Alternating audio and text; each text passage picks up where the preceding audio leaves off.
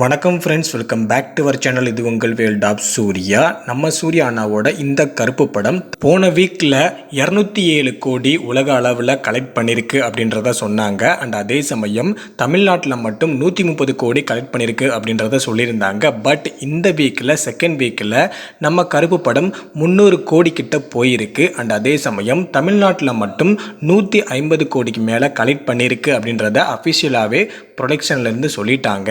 இன்னொரு சைடு பார்த்தீங்கன்னா நம்ம சூர்யா அண்ணாவோட அடுத்த படம் தெலுங்கு டைரக்ஷனில் வர ஒரு படம் விஸ்வநாத் சன்ஸ். அந்த படம் வர ஆகஸ்ட் 14 ரிலீஸ் ஆக போகுது அப்படின்றத நம்ம படத்தோட மியூசிக் டைரக்டர் ஜிவி பிரகாஷ் அவரோட ட்விட்டர் பேஜில் இப்போ அப்லோட் பண்ணியிருக்காரு.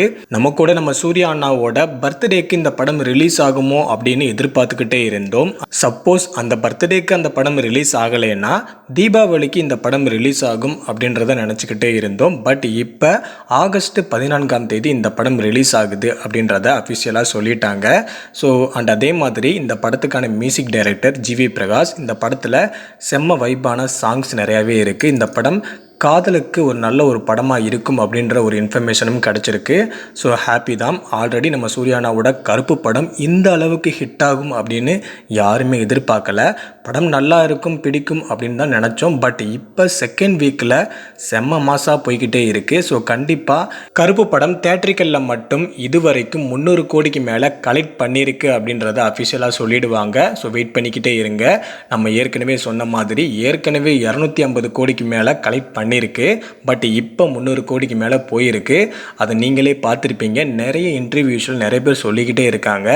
ஸோ அது உண்மையான ஒரு சம்பவம்.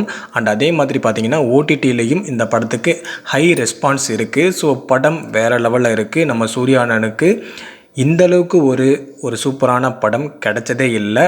படம் மாசாகவும் இருக்குது, ஒரு மாஸ் கமர்ஷியல் படமாகவும் இருக்குது. ஆனால் இந்தளவுக்கு ஒரு பட்ஜெட்டில் இந்தளவுக்கு ஒரு கலெக்ஷன் அள்ளும் அப்படின்றத யாருமே எதிர்பார்க்கல. ஸோ ஹாப்பியாக இருங்க. ஸோ அண்ட் அதே மாதிரி தெலுங்கு படம் நல்லாவே இருக்க போகுது, ஜாலியாக இருக்க போகுது. அந்த டைரக்டர் ஏற்கனவே லக்கி பாஸ்கர் படம் எடுத்து மிகப்பெரிய அளவில் வெற்றி பெற்ற ஒரு டைரக்டர். ஸோ வெயிட் பண்ணுங்கள். அண்ட் இன்னொரு சம்பவம் இருக்குது, மலையாளத்துலேயும் ஒரு தரமான படம் இருக்குது. அதுக்கான அப்டேட்ஸ் இன்னும் வரைக்குமே வரல, இன்னும் ஷூட்டிங் முடியலை. ஸோ வெயிட் பண்ணிக்கிட்டே இருங்க. நம்ம படம் 150க்கு மேலே தமிழ்நாட்டில் மட்டும் கலெக்ட் பண்ணியிருக்கு அப்படின்றத என்ஜாய் பண்ணுவோம். அடுத்தடுத்த போஸ்டருக்கு வெயிட் பண்ணுங்கள். தேங்க்யூ.